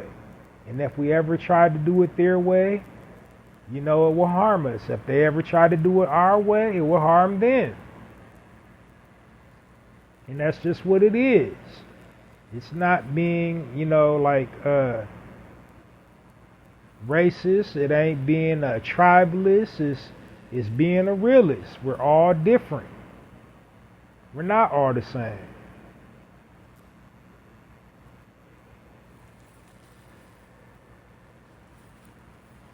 So without any further ado, I just want to be very, very clear, why I'm doing this section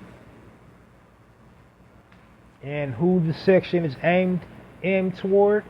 Like if you're outside of our culture, you're more than welcome to listen to it. But,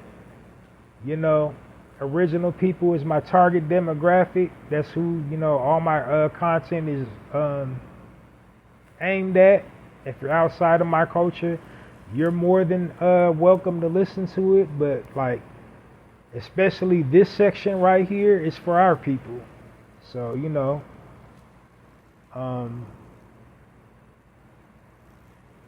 have to just take it with a grain of salt.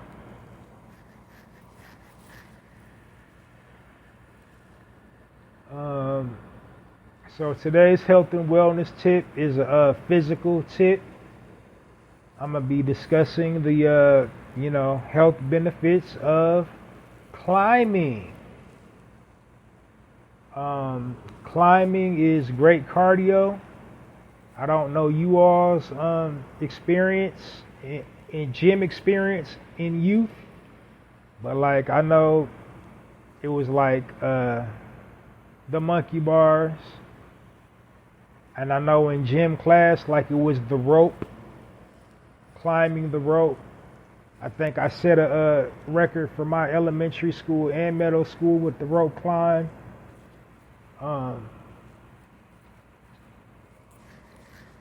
And it's just,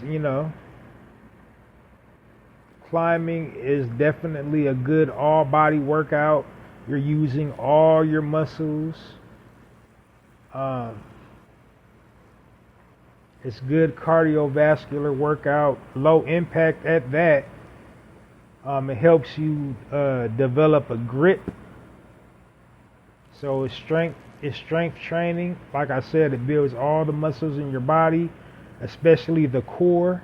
Keeps your core nice and tight. Helps you become flexible. Helps you with flexibility. So those suffering from sports-related injuries, they can heal quicker climbing,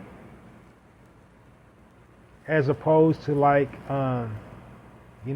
on the treadmill or cycling. I think the only thing that's more low impact than climbing is probably swimming. That's an all body workout. It also helps with your coordination. Climbing helps with agility, makes you more agile. Your reflexes more quick. Your hands more steady. Helps you with cognitive skills. It also enhances mood, and it builds your self-esteem. Like, there are so many metaphors for, like, you can use, like, climbing, because you're going to the next level. Got your, like, when you're climbing up something, like, you just, it's all you. It's your own power. It's just you against the object that you're trying to climb. So the higher up you go, the higher your self-esteem goes. And I think the perfect analogy to kind of describe how climbing, impacts your self-esteem is, got to throw it back all the way to kindergarten. Like, remember the little golden book, The Little Engine That Could? I think I can. I think I can. I think I can. That's, that's climbing. Because you're just going up. It's just you against the object that you're trying to get over. And that object can, symbolize a obstacle in life. You got to climb over this to get over that.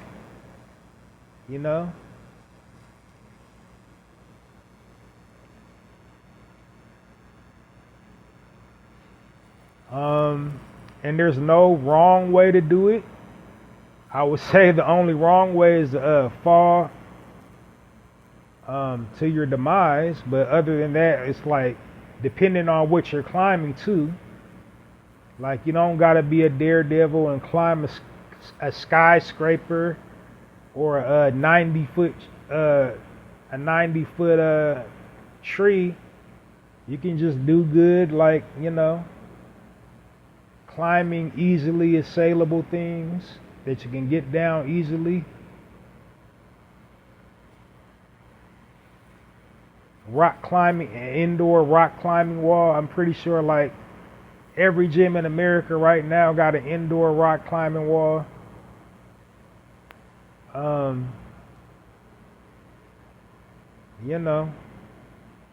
You don't have to, like, scale a mountain to, reap the benefits of climbing.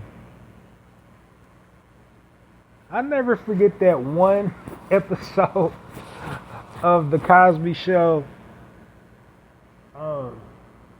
And Malcolm Jamal Warner character Theo was trying to impress his TV dad, Bill Cosby's character. He had his friend over who was a Caribbean, and the guy brought his daughter, and Malcolm Jamal Warner's character is showing off for the the daughter, because she said she was into rock climbing, and he ended up, like, breaking the banister or something crazy. But I don't know, but that just made me, went off in my mind when I'm thinking about climbing. But just said all that to say, you don't have to do nothing super dangerous to reap the health benefits of climbing. You can just keep it simple, keep it, you don't have to go up 90 degrees above sea level to get a fulfilling workout from climbing. And our people, we definitely need to be including climbing in our exercise regimen, because we don't never know when we gotta hop a fence.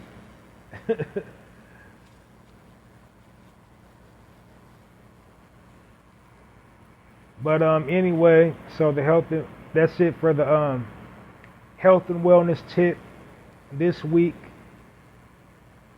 Climbing. So get you some climbing exercise into your exercise regimen. And then next up is the next section.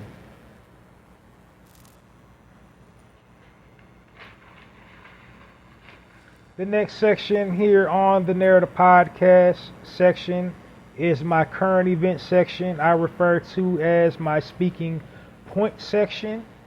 In this section, what I'm doing is I'm speaking about current events, whether it's globally, nationally, or something within our community. And I feel I do this section to control the narrative, because the media coverage of any type of topic where we're concerned, our people is concerned, they'll go out of their way to make us look and appear and sound a certain type of way. So yeah, I'm just unpacking current events from our perspective, thus changing the narrative, or controlling the narrative, pardon me. So today, sometimes when I don't have, a topic, nothing going on in the world I think that's worthy of our attention, I just, do a PSA type deal, like I did on Friday for those who tuned in. And I think this evening it's going to kind of be a repeat. I'm going to talk about something that happened in our community, but then also it's mostly going to be a PSA type deal. The Tyrese Gibson Breakfast Club interview. So bro looked like he was having like an emotional breakdown. And of course the internet is chiming in and clowning him, because this is not the first emotional breakdown he had. He had one a few years back. He had he was going through something, and he wasn't in the correct, he was, I think he had just received some bad news while he was on live about his parental rights or something. He did, he was just, he went through the emotions, he twerked, and yeah, it wasn't good. It was not good to see him like that. And I gotta say, the Breakfast Club definitely was a step up from him. It was a little bit more dignified.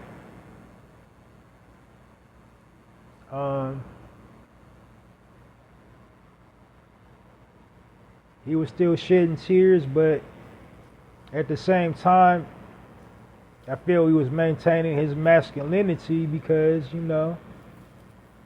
there's this little false little narrative that we're not allowed, us men, we're not allowed to feel anything.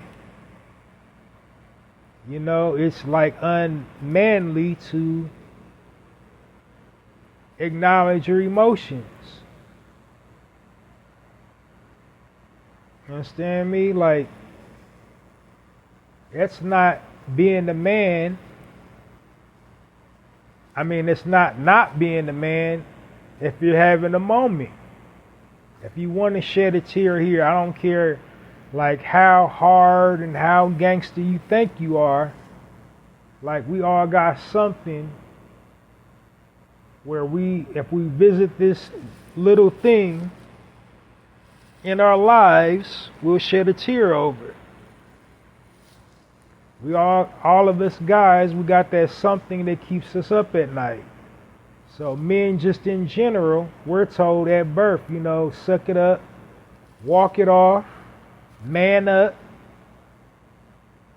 You can't, we're not allowed to have emotional, displays.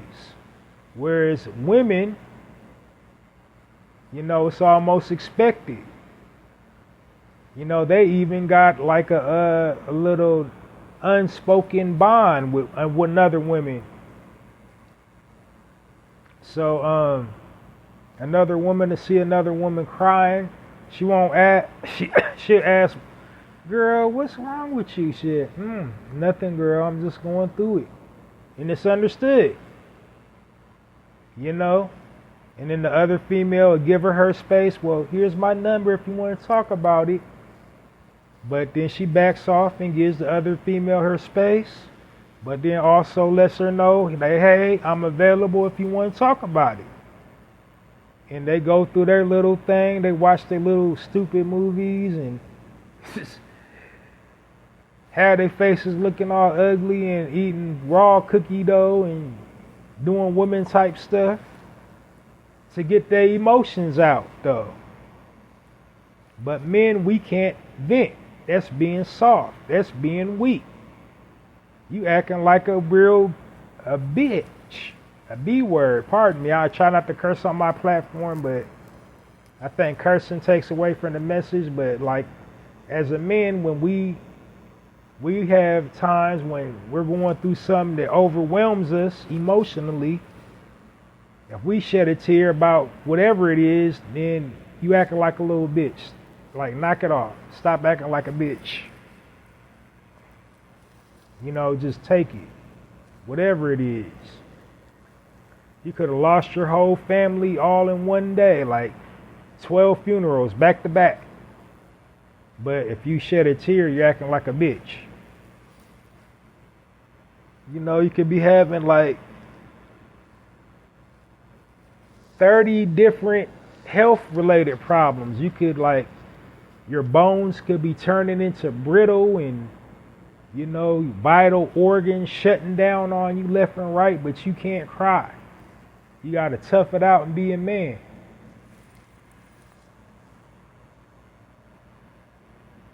So it's just I'm just pointing out the double standard here. Like, we got a convoluted perception of what a real man is versus a male.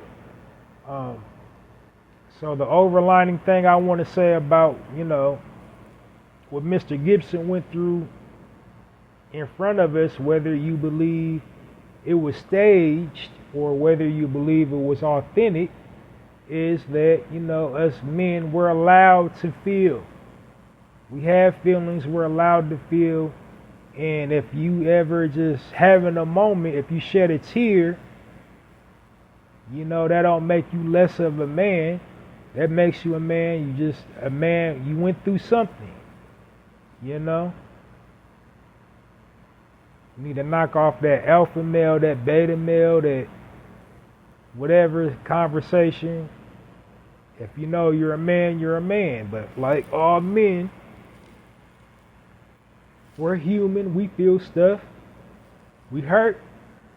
We go through our things. We go through our day-to-day traumas, and we, you know, we endure. We weather it. And, you know, we eventually get past it. But it would be nice to, every once in a blue moon, to have somebody in your corner making sure you good. So that somebody that can make sure you good. Like, bro, you good? But nah, we can't never have that good. Stop being emotional. Stop acting like a little punk. Stop acting like a little B, you know. Stop acting like a little B word. That's what we get. Toughen up. Walk it off. Suck it up. Man up. So, you know, I don't really think he was like, I don't think he really deserved getting clowned this time. Last time it was a little hard to be sympathetic to him because he was having money issues and he was spending an exorbitant amount of money. He was like every other week. He was uploading stuff. You know, I think at one point in time he had an actual Transformer statue worth $1.2 or $3 billion. He was throwing $100,000, $1 million backyard parties. And then he went through a little financial, like, bro, you throwing away the money. You bought that on yourself.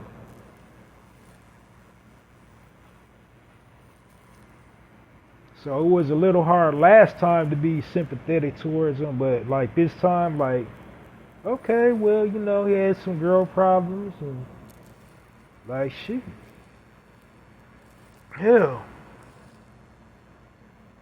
If he felt something for the lady he was married to, like, you know, at the end of the day, who's anybody to judge anybody? But just the underlining point that I want to make is, like, you know, being vulnerable doesn't make you less of a man. You know, if anything, being vulnerable, not being afraid to show your vulnerability, makes you more of a man. But, you know, the gray area is when you're always vulnerable. Because if you're always vulnerable every day, then you're not, you know, exhibiting emotional intelligence. You live in the dark space. You got to have that wherewithal to be able to weather a storm. And all men, we need to be able to weather that storm. Because we have to be the provider. We have to be, you know, strong for our family, strong for our community. So especially our people, original men, we got to go through it. You know, we don't get no handouts, no, you know, you good. Like, you know, we got to just brush it off and get back up and get back in the ring and kick butt.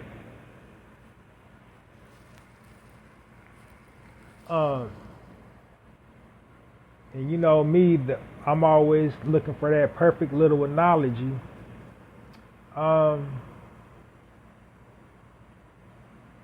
Shoot, there's a movie called, a Spanish movie, Blood In, Blood Out, the very last scene. And I think that kind of sums it up, that being vulnerable, thing, because, you know, Benjamin Bratt's character, he was an ex-gangbanger turned cop, and then I can't remember the other actor's name, but you know, he was trying to be hard, trying to have a hard, steely resolve, and he's just like, you know, yeah, some stuff happened, and, you know, let them know that it was all right to, you know, cave every once in a blue moon. But at the end of the day, after you get done letting it out, then you gotta tough it up, man up. He said, "'Cause you're from East Los."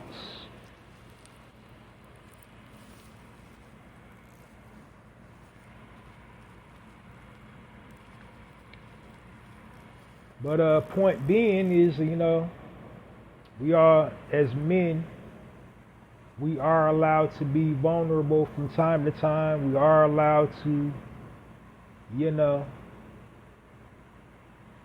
shed a tear here and there. And as a man, you better shed a tear here and there, because if you hold it in internally, it will manifest into a physical illness. It will manifest into a form of cancer. It will manifest into a form of gout. It will manifest into a form of hypertension. Holding it in, trying to be hard all the time.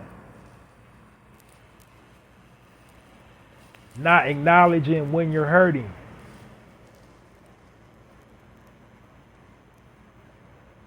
This is why we have these mass shooters. They ain't nothing but a little scared boy that need a hug. Them dudes on the roof just picking people off. Go inside the building, blow everybody up with them. That's all that is. He didn't never vent. He never got it out. These rapists going around hurting women because they didn't want to display their vulnerability. They got hurt when they was young. Hurt people hurt people.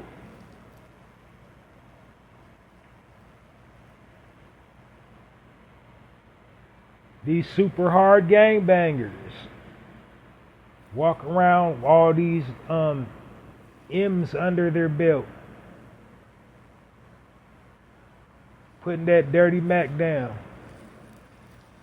Scared little boy. That's all that is. Afraid to show their vulnerable side.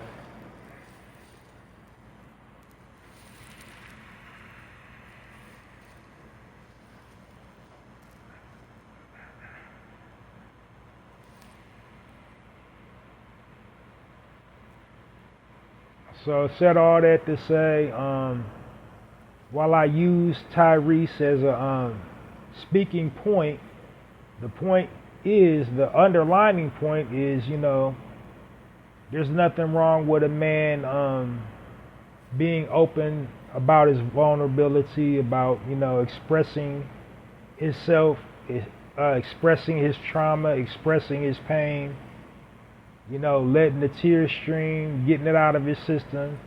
And if you any type of real man, you better schedule you a little time to have a little a cry. Go into your little corner and cry. Cry it out. Get it out of you.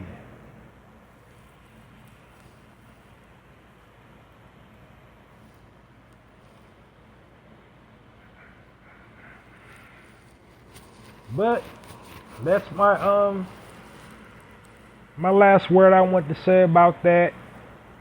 That's my speaking point of the day. And on to my very last section before leaving you guys this evening. This section is called My Wise Word of the Day. And the wise word of the day is it's self-explanatory.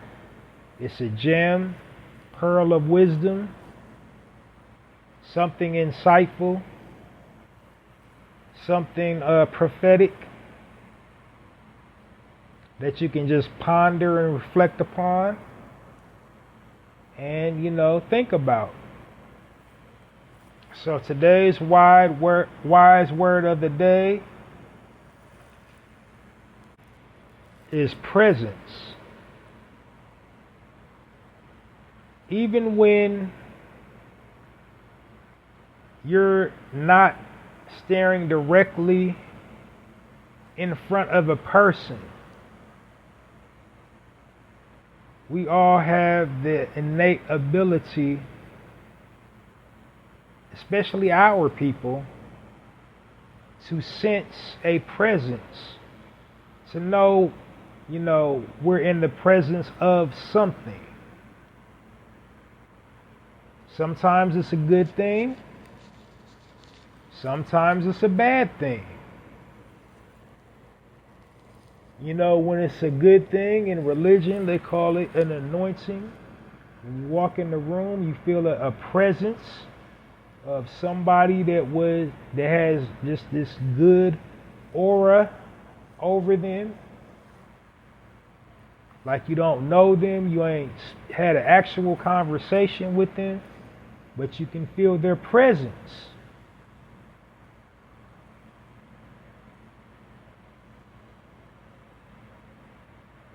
You can feel that you can feel their wisdom. You can feel their virtue. You can feel their honor. You can feel their love. You're alerted to presence. You can also, on the negative side of it, be aware of a presence who is one that is trying to harm you. Someone that doesn't have your best interests at heart. Somebody that's up to no good. Somebody that's scheming or plotting. You got that gut feeling when you're around a person like that. When you're dealing with someone like that. You also have that little, when you're in the presence of danger. Especially our people. We know when it's about to go down. We in the room, something ain't right, we gone. Nah, I don't even like this. I don't like this. I don't like this. We don't even let the situation play out. When we get that little feeling down in our pit of our stomach, we gone. We ain't got to listen for the gunshots. We gone. We know something ain't right.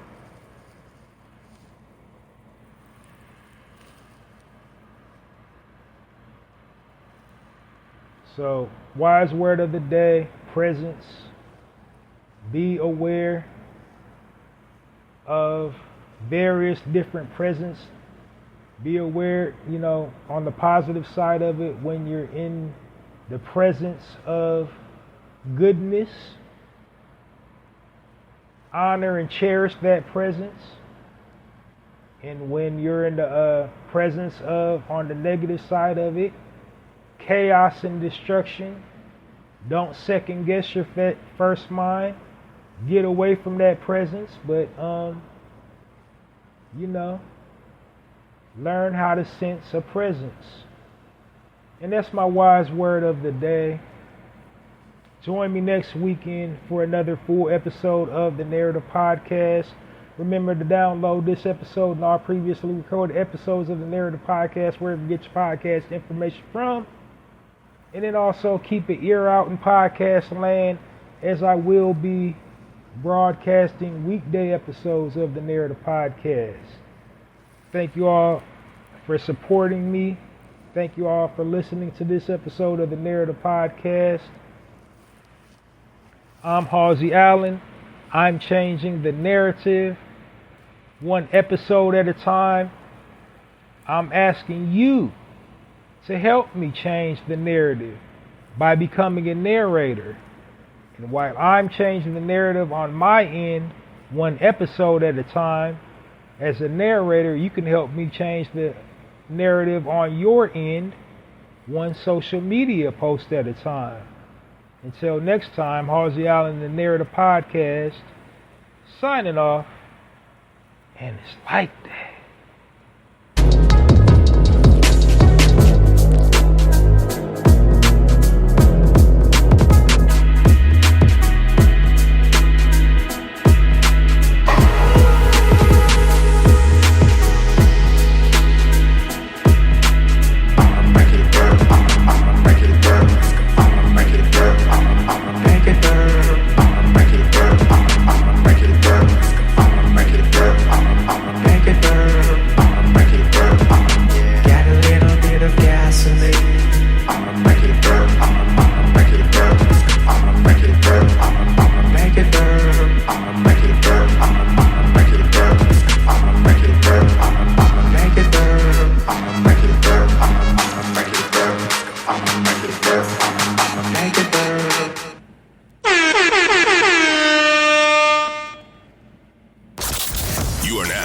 Listening to the Narrative Podcast with Halsey Allen. The Narrative Podcast is changing the narrative one episode at a time.